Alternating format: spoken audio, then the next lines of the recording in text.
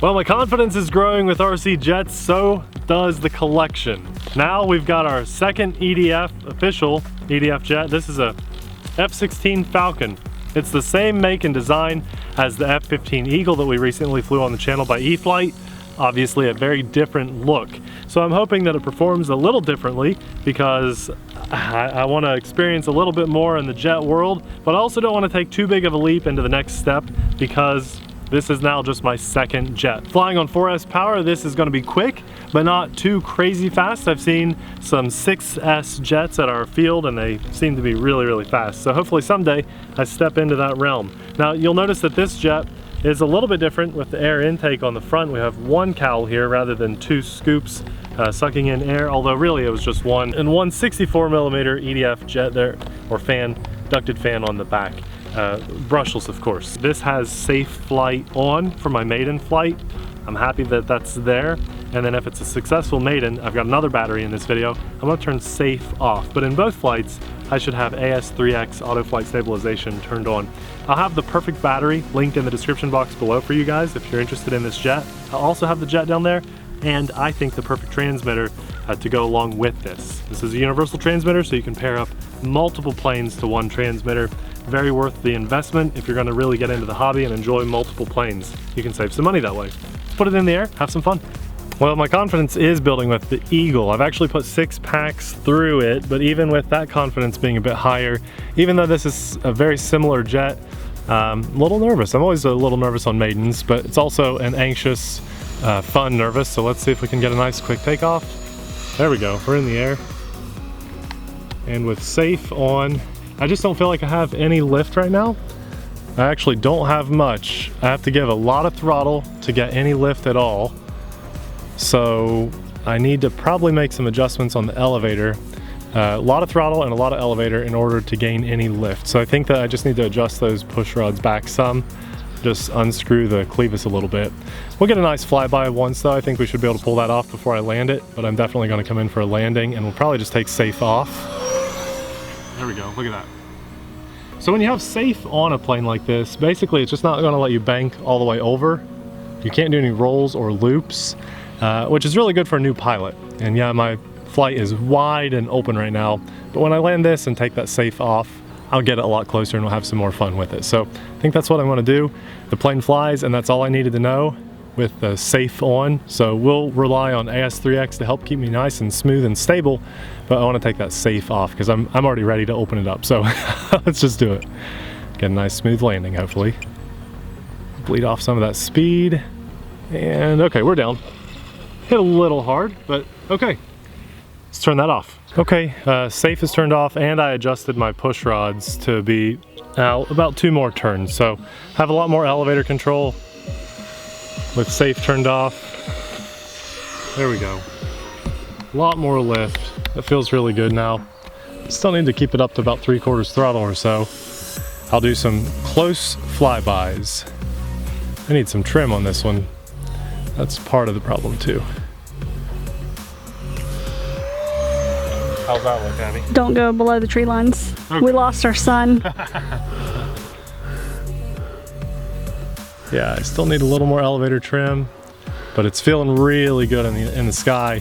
I think that with just a tiny bit of trimming, this is gonna fly perfect. Probably that second battery will have it just honed in perfectly. Whew, I lost you on that one. Yeah, it's pretty quick, isn't it? Mm-hmm. I think it looks good. The F-15 Eagle was such a perfect first jet for me. Absolutely perfect. It really got me just used to how it likes to fly. Showed me that I had no reason to be nervous at all. And now with this Falcon, my fleet is growing. Let's see if we can get a flyby going this way. I love how much more agile it flies with the safe mode turned off. Although you can adjust that stuff and gain a little more control in safe mode. But for me, I just like to be able to roll it if I want to. And I did notice too that in the instructions, they recommended the push rod to be in a certain hole on both the servo and the clevis. And I think that I would probably adjust that to be a little farther out so I even have more authority on my roll. I think I could get it to be a little snappier. Here we go. Yeah, it's a good flyby, huh? That's the fastest I can get it to roll right there, what I just showed. Looks like it rolls left a little bit better than right out of the box. But this thing right out of the box just wants to fly. And that's what I like. You know, when you're trying something new, I'll get this. it's nice to just put it in the air, you know? Short build, it took me about, here, we'll go a little bit slower. No, it's just me doing crappy camera work. Oh, okay. Took about, I would say, set aside a good couple hours to put it all together. Make sure you have time for glue to dry in between each step, depending on what kind of glue you're using. It's looking good, isn't it? Oh yeah. That's the best thing about this jet. It just looks good in the air flying by, and it sounds good too. You need to land. Okay, all right, we'll land on the next pass, and we'll put in a fresh battery. Yep, I love those rockets. Wow. That's my favorite part about Me this too, plane. the red, white, and blue rockets. Okay. Line it up for the landing. So no safe on here, just me, and a little AS3X helping me out. See if I can get it to come in smooth. Oh, a little bounce. No. A little bounce. So ugly. Try again. That was about the worst landing I think I've ever had on this channel. I'll edit that out for you, Nate. Oh, no you won't. I know. Ooh, that was bad. Just trying to make you feel better. It's okay. We're all entitled to a bad landing occasionally. It's still in the air, so I guess that's not really considered too bad of a landing, right? No, you're fine. Here we go. For your second jet ever, you're doing very good. And we'll just flare at the end. Okay, that was a little bit better. I will take that. We'll all pretend like that didn't happen. What just, so did your rocket? Nose cone is held on with a magnet. Caught the grass and it just pulled it off. So that's okay. Let's put another pack in and have some more fun. Fresh battery. Here we go. Let's hope this next landing is a little smoother. You sustained some damage. A tiny bit. That was a steep takeoff there. Whew. Yeah, tiny bit of damage to the nose. So there's an instrument on the front of the nose. The whole nose actually comes off with magnets, and that's good because of what just happened. But the instrument that's on the very front of the nose, the very tip, snapped off. So I just need to put a little hot glue back on there. But that's part of flying on a grass field. It just got caught on the grass when it landed. So smaller jet needs either paved runway or a finely mowed field. There's WJ having a good time in the background. Oh my. Got a little too low. Let's see if we can do a loop. I did not do a loop on that whole first flight. I'd say I've got enough elevator authority to do that, so.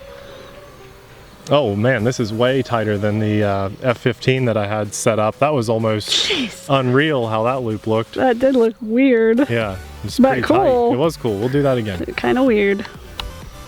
Listen to that. Sounds really good. Let's fly this a little more agile now, not so far away. We'll do some figure eights to keep it closer to the camera.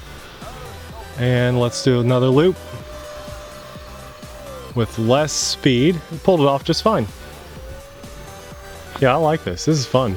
I could see just bringing both of these jets to the field and just flying them back and forth, having a really good time.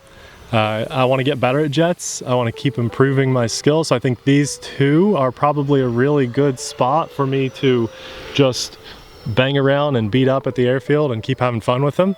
Although I do have my eye on a third jet that you guys will probably see on the channel really soon. It's relatively the same size and power and performance. See, I've picked up a few 4S batteries and I want to keep that rolling. I want to just get a few of these jets to build my confidence like I do with my Warbirds and Sporty Flyers. Who knows, maybe I'll get into 3D planes next year, but this is flying a little bit more snappy than my F-15 the way I have it set up. I have way more elevator authority, which means I can do a little bit more of this and keeping it closer to me, which I kind of like. I like being able to fly this a little bit slower, feel like I still have lift. I don't want to completely stall. Any inverted flying? I haven't done it yet, so let's give it a shot. How am I doing on time? If you're not comfortable, you have like a minute. Okay, we'll kick it over. If you're not comfortable, don't do it. I am upside down, so first time flying a jet upside down. I'm about 3 crashes high right now. 3 crashes. There we go. I'm inverted. Not bad, right? No, you're doing good. It actually feels pretty good. And I'm going to roll out of it and just keep it in my comfort zone for now. Hey, that was Only good. being the second flight, I didn't want to stay inverted too long. It'll climb and climb and climb, and it just looks good doing it. Roll out of that climb and bring it back around. This is a good looking jet. I love the E-flite F-15 and F-16. They sound good, they perform great. Easy to put together, super easy to bind if you have a Spectrum set up. If you don't, they sell it for 20 bucks less without it.